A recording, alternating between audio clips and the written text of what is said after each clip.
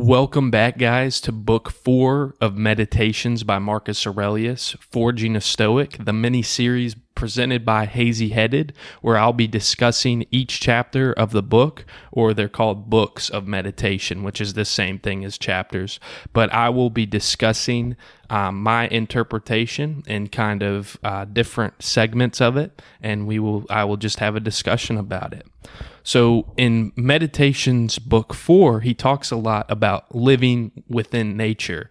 And I think it's a really cool concept because the idea is widely used in other cultures, other religions like Buddhism, Taoism, where it's like finding that inner divinity, finding your inner peace. And that's kind of my interpretation of when he talks about living within nature, not going against the ebb and flow of life. And the first one I wanted to highlight was 7 of Book 4, paragraph 7. Choose not to be harmed, and you won't feel harmed. Don't feel harmed, and you haven't been. I love this because you have to realize, I hate to say that in this kind of society we live in where everybody is a victim of some sort, I think there's a time to be able to open up to friends and, kind of talk about things that are bothering you. But ultimately, victim mentality is so toxic. And I think what people don't realize is that the only reason you are hurting is because of you.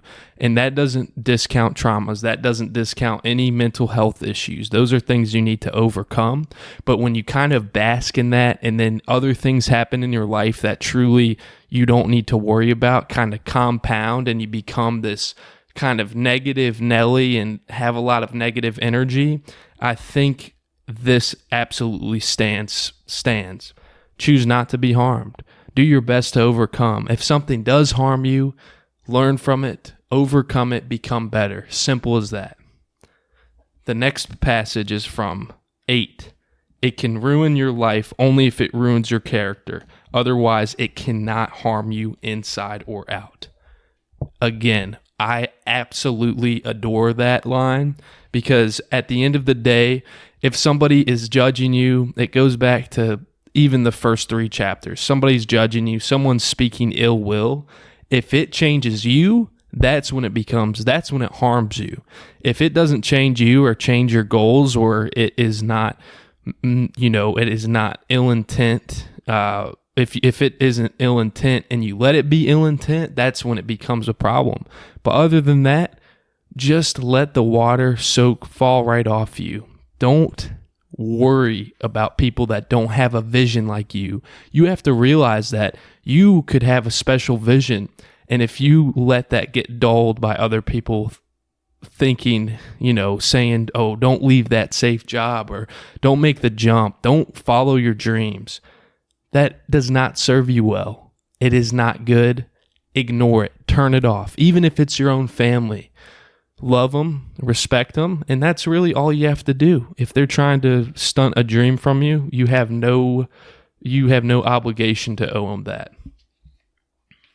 26. The next one is 26. You've seen that. Now look at this. Don't be disturbed. Uncomplicate yourself. Someone has done wrong to himself. Something happens to you. Good. It was meant for you by nature, woven into the pattern from the beginning. Life is short. That's all there is to say. Get what you can from the present, thoughtfully, justly, unrestrained moderation. There goes Marcus talking about nature. And again, it is the idea of going with the river of life. Kind of like, instead of fighting upstream like a salmon, you just go with it. You do your best. You work with life, not against it. If you make a mistake, something bad happens to you, good. That goes back to the victim mentality. Don't be disturbed. Uncomplicate yourself. It's like the classic song, Simple Man by Leonard Skinner. And be a simple kind of man. You're welcome for that little jam sesh. But seriously, it's not complicated. We make life so complicated. And at the end of the day, this is a life experience. This isn't a life objective. So even though, there are goals that you need to achieve and you need to be within yourself and work towards them, you have to think at the end of the day, everybody's living this life experience. So instead of thinking that everything that comes at you is a threat, think of it as something that can propel you forward and fully immerse yourself in the life experience instead of really sitting down and thinking to yourself, wow, this is terrible. This is working against me. That should be your last frame of thought. It should be with, how can I overcome this mountain? How can I be better? How can I continue to improve? The next one is 31. Love the discipline you know and let it support you. Entrust everything willingly to the gods and then make your way through life. No one's master and no one's slave. I love this idea. Learning more, reading more about Stoicism, reading meditations, that there is no slave, there's no master. You are you. You are living in the moment. You're present. You are not being you're being unwavered by bullshit, essentially. Love the discipline. Let it support you. When's the last time you were disciplined? When's the last time you sat down and you said, I'm going to do this regardless of how I feel? Now, that is kind of a basic concept for a lot of highly successful individuals, but it doesn't even have to be that. It could be cleaning your room to make your less mental clutter. Your space is a reflection of you. So sitting down, taking care of things, cleaning, maybe even cooking, something that is helping yourself be better, that is super important. I think a lot of times that we as a species are so undisciplined because A, we don't have any self-belief in ourselves, and B, we don't have a clear vision. But I think you can get disciplined without having a clear vision. And I think maybe if you do so and you have a disciplined routine and you're doing what you're doing, life is going to be a little easier than for you because you're going with the nature. You're going with those ebbs and flows. So I think that's important to think out and reflect on. 33. Words once in common use now sound archaic, and the names of the famous dead as well. Camillus, Caeso, Volusus, Dantius, Scipio, and Cato, Augustus, Hadrian, Autonomous, and everything fades so quickly, turns into legend, and soon oblivion covers it. And those are the ones who shone, the rest unknown, unasked, a minute after death. What is eternal fame? Emptiness. Then what should we work for? Only this: proper understanding, unselfish action, truthful speech, a resolve to accept whatever happens as necessary and familiar, flowing like water from the same source and spring. Wow. First of all, I don't know any of those names. That's besides the point.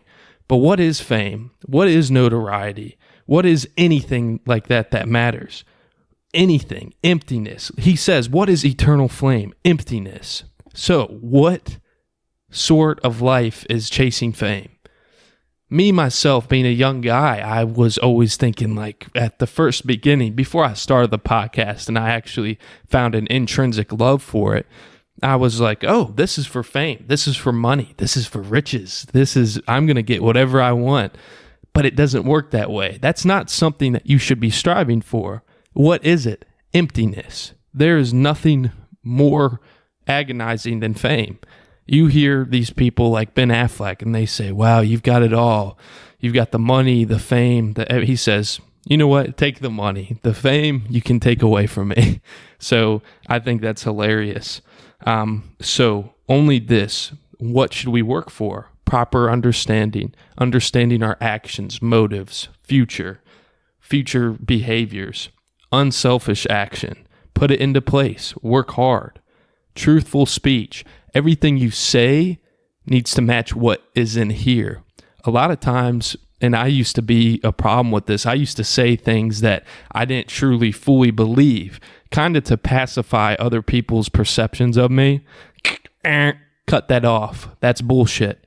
Focus on yourself. Speak truly into what you believe. 49A is the next thing I wanted to discuss. It's unfortunate that this happened. No, it's fortunate this happened and I've remained unharmed by it, not shattered by the present or frightened of the future. It could have happened to anyone, but not everyone could have remained unharmed by it. Why treat the ones as a misfortune rather than the ones as fortune? Can you really call something a misfortune that didn't violate human nature? Or do you think that something that's not against nature's will can violate it? But you know what its will is. Does what's happening keep you from acting with justice, generosity, self-control, sanity, prudence, honesty, humility, straightforwardness, and all the other qualities that allow a person's nature to fulfill itself? So remember this principle: when something threatens to cause you pain, the thing itself was no misfortune at all. To endure it and prevail is great good fortune. And that has been my favorite passage of this whole meditation so far, because at the end of the day, you can have everything bad happen to you. You can have the worst pains, the worst shortcomings. Everything can feel like it's against you. But you get the opportunity to grow from it. You get the opportunity to excel, to be above that. And I think that perfectly sums up Stoicism. It's not simple terms, but I think if there's one book that I had to say so far reading this, it would be that passage of book 4. Because at the end of the day, people, life is gonna suck. So stop making it suck worse. Use that. Think about it. Good. You're hurt. Good. You've got a problem. Good. Guess what? This is your opportunity to see what you're made of, or forge yourself to be stronger. David Goggins, who's a famous, motivational speaker, Navy SEAL, just a hard guy. A lot of people make fun of him and make jokes, but he says you have to callous your mind. And I think he has a lot of Stoic principles that he believes in. You have to callous your mind. You have to realize that if this doesn't get tougher, the life is going to get tougher, and you're going to be beat down. If you're in control of your mind, if you have no control of your mind, you're fucked. Truly. So it's important to sit down and better yourself, callous that mind. Thank you all for listening to Book 4 of Meditations. We will continue this and discuss. And, if you have any questions, DM me. If you want to start a journey with me, I'd be happy to have you on the podcast. I love you guys. Peace out.